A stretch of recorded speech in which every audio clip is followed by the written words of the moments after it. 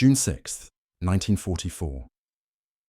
The clock struck 12:15 a.m. in the operations bunker beneath the Atlantic Wall fortifications near Caen. Field Marshal Erwin Rommel was 500 miles away in Germany, celebrating his wife's birthday, convinced that the weather was too poor for any Allied invasion attempt. General Friedrich Dollmann, commander of the 7th Army, was attending war games in Rennes, leaving his coastal defences under the command of subordinates who had been told that invasion was impossible in such conditions. And in the concrete command post overlooking Omaha Beach, Colonel Gunther Blumentritt sat reviewing routine patrol reports, unaware that 6,000 Allied ships were approaching through the darkness just beyond the horizon. The German High Command had made a catastrophic miscalculation about Allied intentions, and in the next 6 hours, that miscalculation would cost them the war. This is the story of the night German commanders slowly, then suddenly, realized that the largest amphibious invasion in human history was beginning under their noses, and how their delayed recognition of reality would seal Nazi Germany's fate. To understand the magnitude of this intelligence failure, we need to examine what the German commanders knew, what they thought they knew, and what they completely missed in the critical hours before dawn on June 6, 1944. The Atlantic Wall, Hitler's supposedly impregnable coastal fortress, was about to face its ultimate test. But the men responsible for defending it weren't even at their posts. The first indication that something was wrong came at 12:37 a.m. when Obergefreiter Heinrich Severloh, manning a machine gun position above Omaha Beach, reported unusual radio chatter on Allied frequencies. His intercept equipment had detected increased communications traffic, but the messages were encrypted. Severloh dutifully logged the activity and passed it up the chain of command, where it disappeared into a bureaucratic maze that wouldn't process the information for another 4 hours. Meanwhile, 15 miles inland at the headquarters of the 352nd Infantry Division, General Dietrich Kreis was hosting a staff meeting focused entirely on the wrong threat. Intelligence reports had convinced German commanders that the Allies would invade at Pas-de-Calais, 200 miles northeast of Normandy, where the English Channel was narrowest.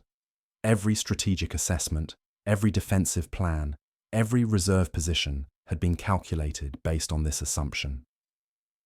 Normandy was considered a secondary target at best, a diversionary feint at worst. But the Allies had spent 2 years crafting one of the most sophisticated deception operations in military history. Operation Fortitude had created an entirely fictional army group, supposedly massing in southeastern England, under the command of General George Patton. German reconnaissance flights photographed dummy tanks, fake landing craft, and inflatable aircraft. Radio operators transmitted thousands of false messages about troop movements and supply requirements.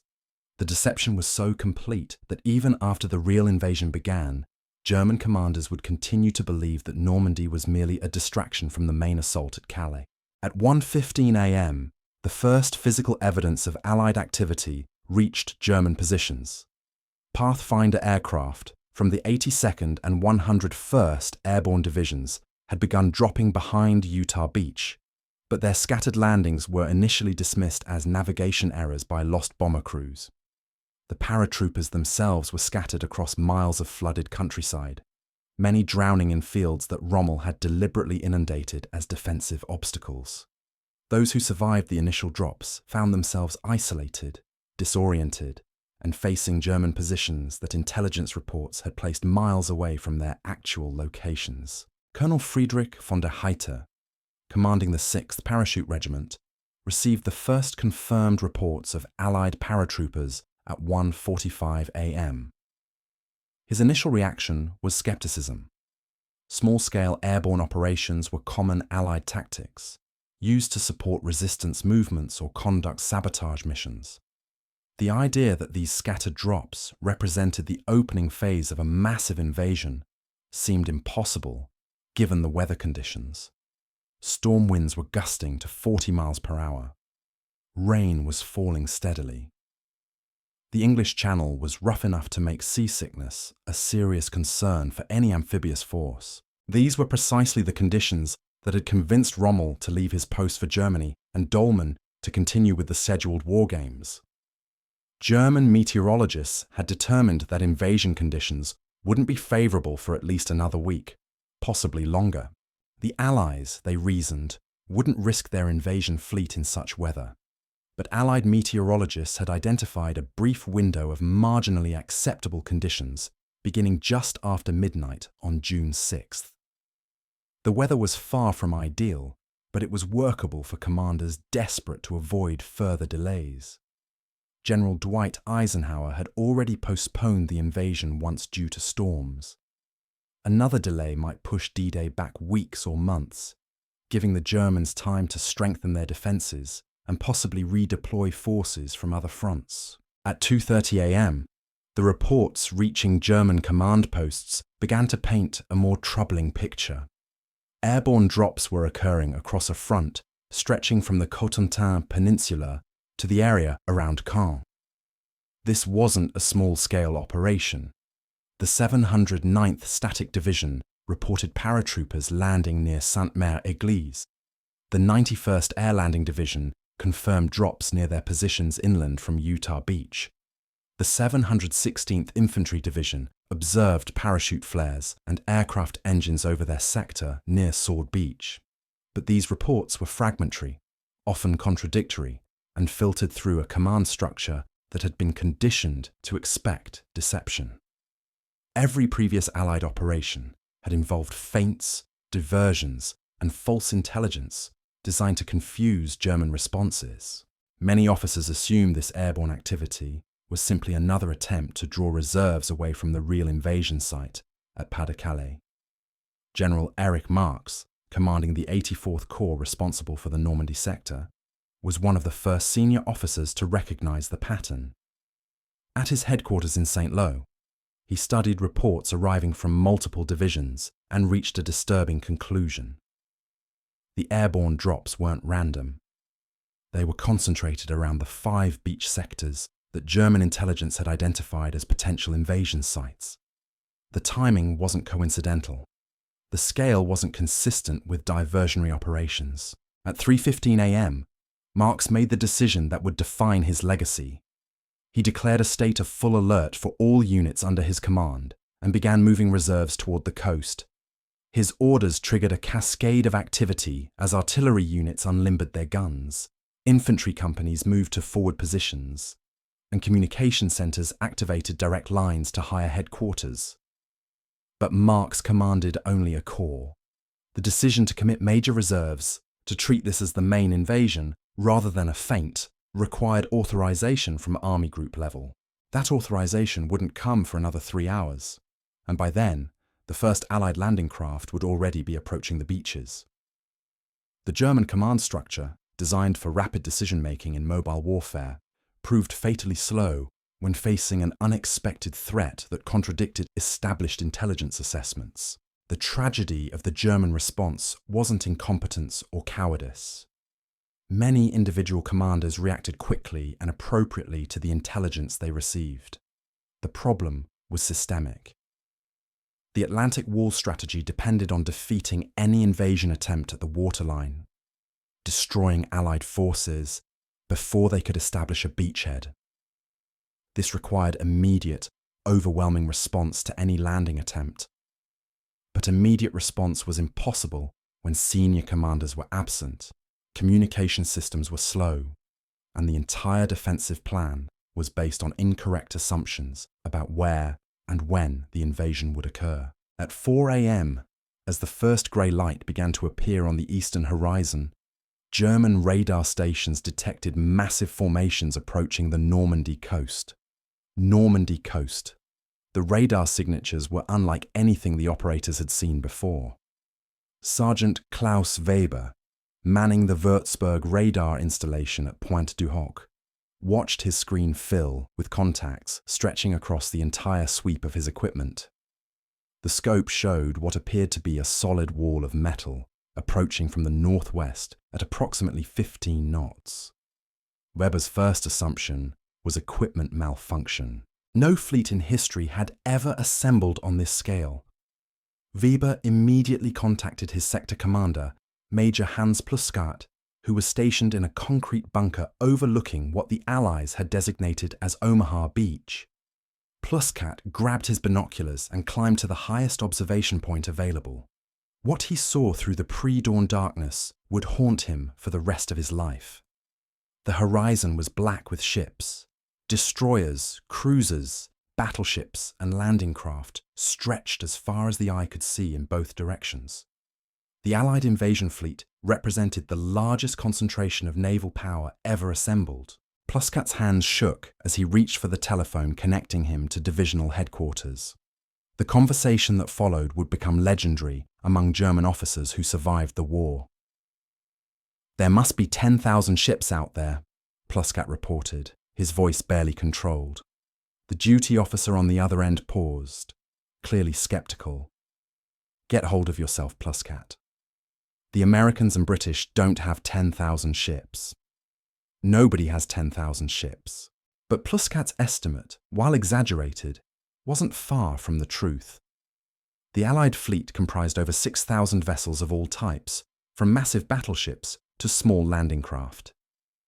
At 4:30 a.m., the first naval gunfire began.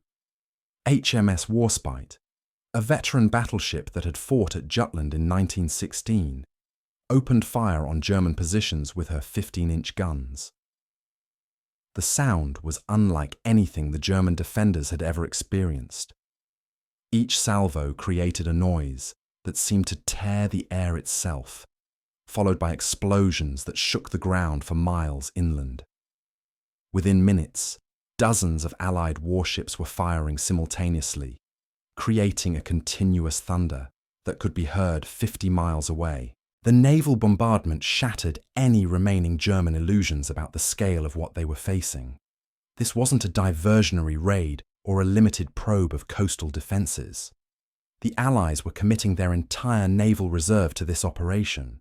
But even as the evidence mounted, the German command structure struggled to process the reality of what was happening. General der Artillerie Erich Marx, despite his early recognition of the threat, found his urgent reports disappearing into a communication system designed for routine operations, not crisis response. His calls to Army Group B headquarters were answered by duty officers who had been instructed not to wake senior commanders without absolute proof of major enemy action. The proof was falling on German positions in the form of thousands of tons of high explosive shells. But the bureaucratic machinery ground on at peacetime pace. Field Marshal Gerd von Rundstedt, overall commander of German forces in Western Europe, was finally awakened at his headquarters near Paris at 5 a.m. His aide briefed him on the scattered reports coming from Normandy, but Rundstedt's reaction was shaped by months of false alarms and deception operations. The Allies had conducted numerous feints, raids, and intelligence operations designed to make German commanders overreact to minor threats. Rundstedt had learned to be cautious about committing reserves based on incomplete information, but this caution, prudent in normal circumstances, proved catastrophic on June 6th. Rundstedt's hesitation to release the armoured reserves meant that German forces would face the Allied landings without their most powerful weapons. The panzer divisions stationed inland were the only forces capable of driving the Allies back into the sea, but they remained in their assembly areas while the crucial first hours of the invasion slipped away. At 5:30 a.m., as the naval bombardment reached its crescendo, German forward observers began reporting landing craft approaching the beaches. These weren't the small raiding parties that had characterized previous Allied operations along the French coast. Hundreds of landing craft, organized in precise formations, were heading directly for the 5 beach sectors that intelligence had identified as possible invasion sites. Colonel Wilhelm Richter, commanding the 716th Infantry Division, responsible for defending what the Allies called Juno and Sword beaches, made increasingly desperate attempts to contact higher headquarters. His division was spread thin along miles of coastline, with many positions manned by Eastern European conscripts whose loyalty and fighting ability were questionable. Against a major Allied assault, these troops would need immediate reinforcement by mobile reserves. But those reserves remained frozen by command indecision. The communication breakdown was complete at multiple levels. Radio networks, designed for administrative traffic, became overwhelmed by the volume of urgent reports. Telephone lines, many of them above ground, were cut by Allied bombing and naval gunfire. Motorcycle messengers, the backup communication system, found roads blocked by bomb craters and burning vehicles. Information that should have reached decision-makers within minutes took hours to arrive, if it arrived at all.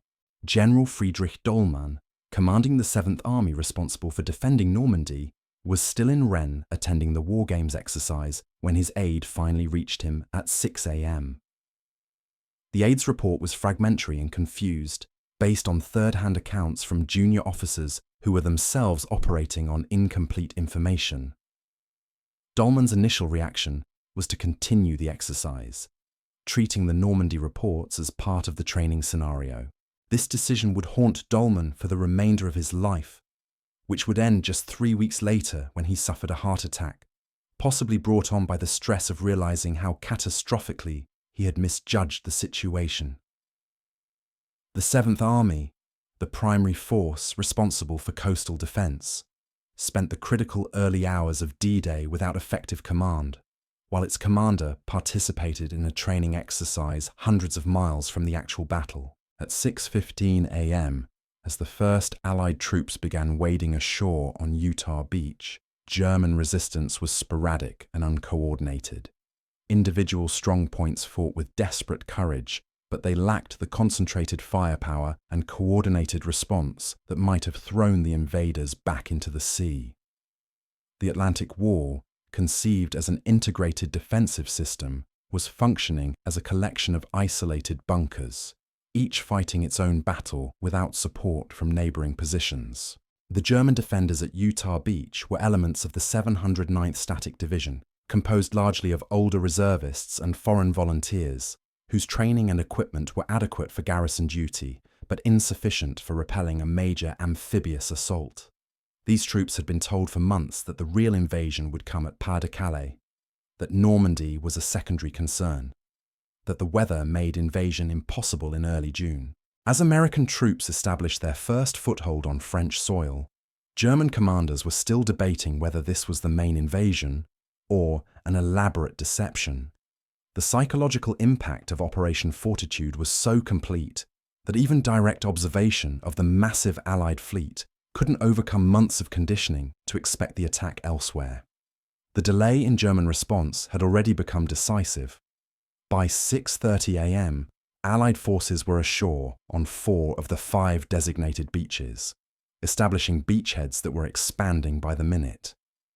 The window for immediate counterattack, the only strategy that might have succeeded against such overwhelming Allied superiority in men and material, had closed forever. In his bunker overlooking the carnage at Omaha Beach, Major Pluscat watched American soldiers struggling through the surf under withering machine gun fire. His position commanded excellent fields of fire, and his troops were inflicting heavy casualties on the attackers.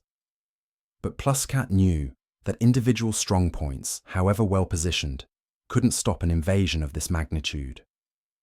Without coordinated counterattack by mobile reserves, the German defenders could only delay the inevitable. The tragedy was that those mobile reserves existed.